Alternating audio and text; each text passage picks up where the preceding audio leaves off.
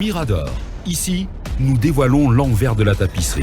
Mirador, l'instant vérité sur la gouvernance, sur comment chaque franc du contribuable guinéen est dépensé. Mirador, tout sur les dessous des cartes politiques sous les tropiques en Guinée. Aboubacar Diallo.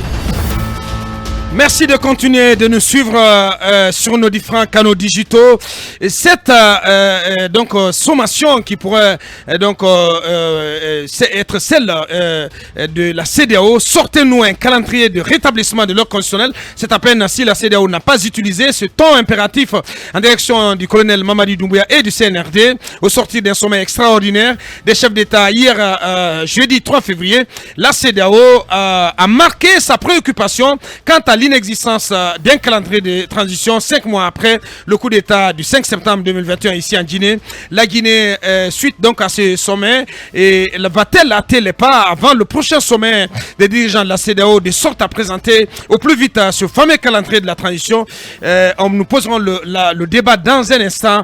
Et puis, quel avenir pour Abdourahmane Sano après son départ de la tête du FNDC, le front anti-troisième mandat de l'ex-président Alpha Condé?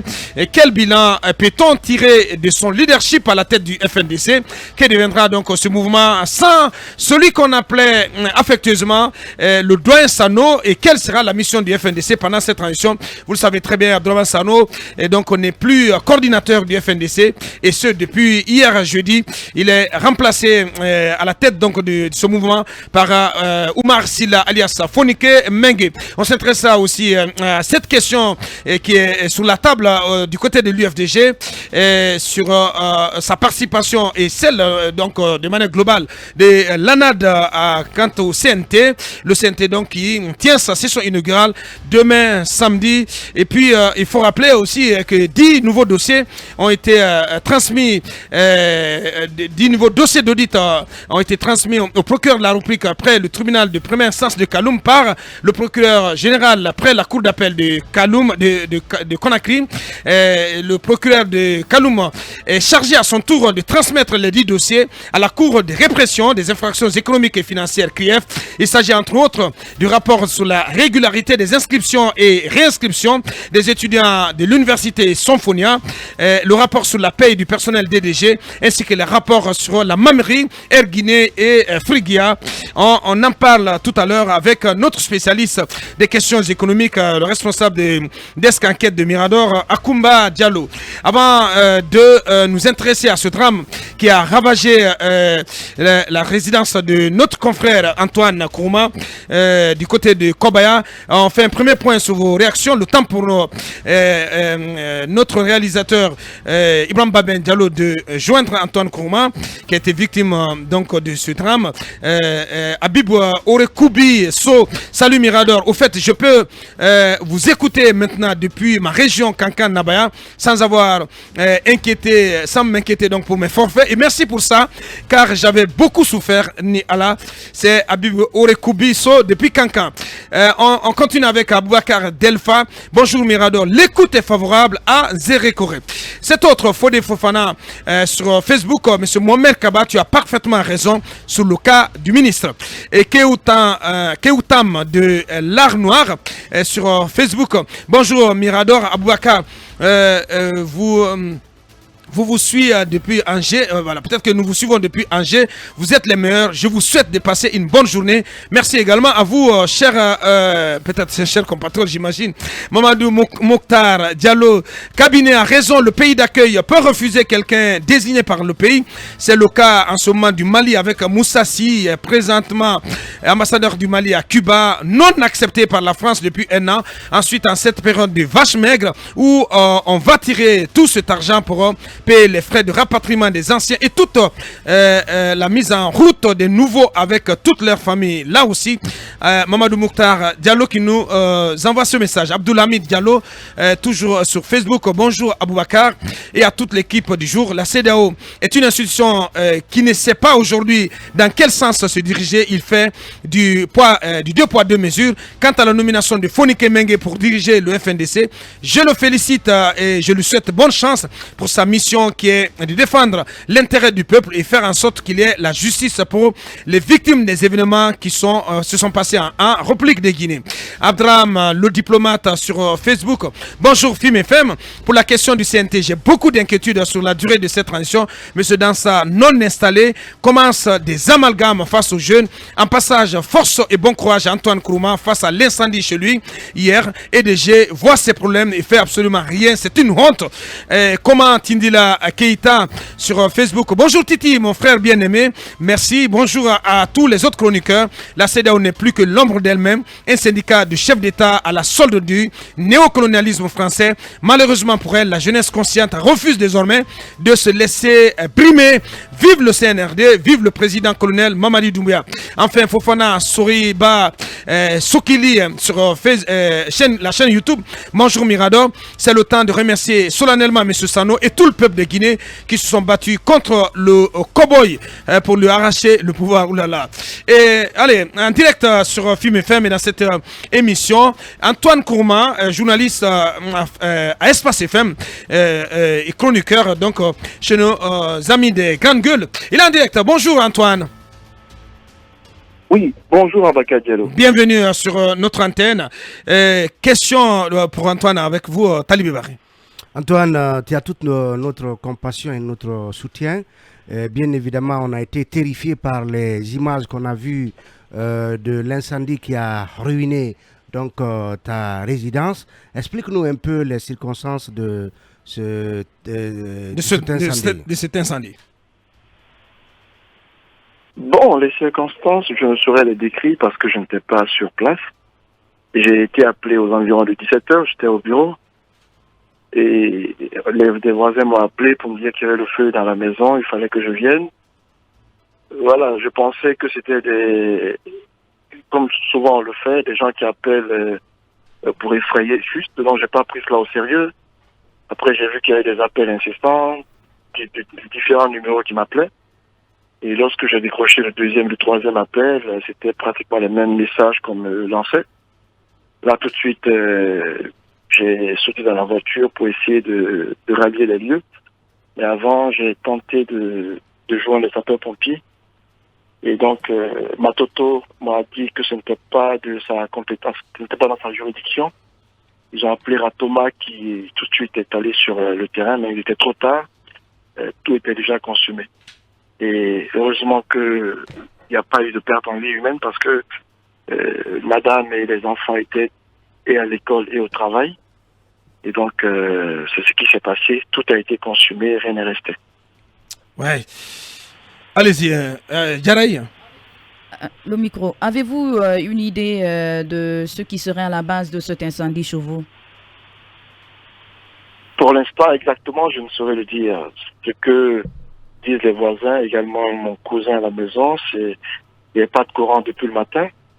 C'est aux environs de 17h que le courant est venu et l'incendie est survenu à 17h. On ne sait pas si c'est l'arrivée du courant qui a occasionné cela. Beaucoup misent sur la piste d'un court-circuit parce que l'arrivée de courant a coïncidé, ou l'incendie a coïncidé à l'arrivée de courant. Et pour l'instant, je ne peux le dire avec exactitude, mais bon, puisque je n'étais pas là-bas. Bien, allez-y, cabinet. Monsieur Antoine, nous vous présentons toute notre compassion suite à cet incendie. Est-ce que vous êtes rendu compte, après être revenu, qu'il y a, par exemple, des mauvais branchements ou quelque chose comme ça? Parce que la plupart des temps, c'est ce qui est à la base des courts-circuits. Est-ce que vous avez cherché, par exemple, à expertiser, à savoir effectivement qu'est-ce qui a été la base de l'incendie? Mauvais branchement, là, je ne peux pas le dire parce que ce sont des appartements et chacun de nous a son compteur. Tout a été fait de façon professionnelle. C'est EDG qui a fait l'installation. Il n'y a pas de branchement inadéquat. Inadéquat, ouais. Tout était correct. Il n'y a pas de branchement qui ne soit pas conforme aux normes. Ouais. En tout cas, Antoine, tout notre soutien et toute notre compassion, parce qu'on a été sur les lieux hier soir, hier nuit tard, avec Mamadouri, et franchement, c'est un confrère complètement dévasté. Nos cœurs saignent pour vous, Antoine, et franchement, courage, cher ami. C'est une épreuve terrible que Dieu vous t'aide plutôt à te relever de ce drame. Et j'imagine que alors Antoine a tout le soutien de toute la corporation. J'ai vu un message de Remegui, le réseau auquel appartient le site d'Antoine, Guinée Panorama, parce qu'Antoine il fait aussi de la presse en ligne. Grand merci à toi, champion, et grand courage. Je profite de votre micro, Abaka, pour remercier toute la presse guinéenne également, les voisins qui ont été d'un soutien incroyable. Ouais.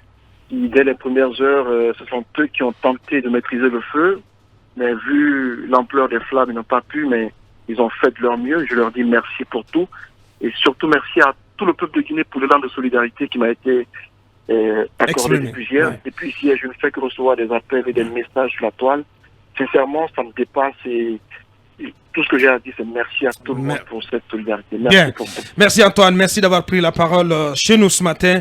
Qu'est-ce qu'on peut dire là-dessus, Talibé, encore EDG qui est pointé du doigt. Oui, c'est davantage EDG. Parce qu'Antoine a expliqué qu'il n'y avait pas de courant dans la zone depuis hier matin, et c'est vers 17h que le courant est venu avec une telle puissance que ça finit par consumer son appartement. Et EDG qui revient comme EDG, comme un éléphant comme EDG, dans un magasin de porcelaine, comme EDG sait revenir, et donc un incendie s'ensuit. Madame et les enfants n'étaient pas là pour qu'on dise que peut-être que c'est une marmite qui était en train de bouillir, et puis des flammes ont pris les rideaux, ou etc. Donc la piste à privilégier en ce moment, c'est ce retour certainement fracassant et dévastateur de EDG. C'est dommage, ça franchement. se passe comme ça tous les jours. Les incendies sont provoqués, et même quand, comme il le dit, à un moment ou un autre, il faut qu'on trouve des solutions. Parce que on ne peut pas assister impuissant à ce cycle infernal d'incendie. Des biens et de beaucoup de personnes partent en fumée, et à la clé aussi du drame humain. C'est quand même. Mais il faut qu'on trouve une solution quand même. Mais moi, je ne comprends pas aussi cette histoire de compétence territoriale chez les sapeurs-pompiers. Moi, je pense que lorsque on vous appelle, bon, ce n'est pas du 2 poids 2 mesures, mais Antoine Kourouma, tout le monde, c'est un personnage public. Quand il vous appelle, il vous dit que ma maison a pris feu, même si ce n'est pas votre compétence territoriale, vous devez aider. Est-ce que c'est eux qui ont appelé Ratoma pour que Ratoma intervienne? Je pense que les sapeurs-pompiers, les services de sapeurs-pompiers, il faut les équiper davantage. Il faut qu'il y ait de la proximité. Parce que si, par exemple, les services de sapeurs-pompiers sont au niveau de Ratoma, je ne connais pas leur siège au niveau de la mairie de Ratoma. Antoine, il a sa maison jusqu'à Kobaya, avec les embouteillages, avec la distance, avant qu'il n'arrive. Tout serait déjà parti en fumée. Donc il faut rapprocher ces services de sapeurs-pompiers. Il faut qu'il y en ait au moins un service de sapeurs-pompiers pour 5 quartiers. Il faut décentraliser ces services de sapeurs-pompiers au plus près des quartiers, au plus près des secteurs, pour justement aider à sauver les meubles. Merci. Allez-y, un mot là-dessus. En fait, de la tenir toujours comme responsable EDG, c'est ce que je ne comprends pas, parce qu'il faut quand même dire... Oui, mais je ne dis pas que l'EDG n'a pas sa part de responsabilité, mais je pense que la part de responsabilité est partagée. Pourquoi? Parce qu'on sait que dans les maisons, les citoyens aussi font des installations qui ne sont pas du tout inadéquates. Donc, je pense que... Mais Antoine vient de te dire que tout était adéquat, que tous les branchements dans la zone, et puis les installations chez lui, selon quand même, parce qu'on peut le croire sur parole, oui. Hormis le cas Antoine, on peut supposer que Antoine fait partie des rares cas qui ont quand même des moyens, qui savent que quand on construit, il faut quand même faire des installations dignes de nom. Mais combien de Guinéens, comme Antoine, n'ont pas les moyens là?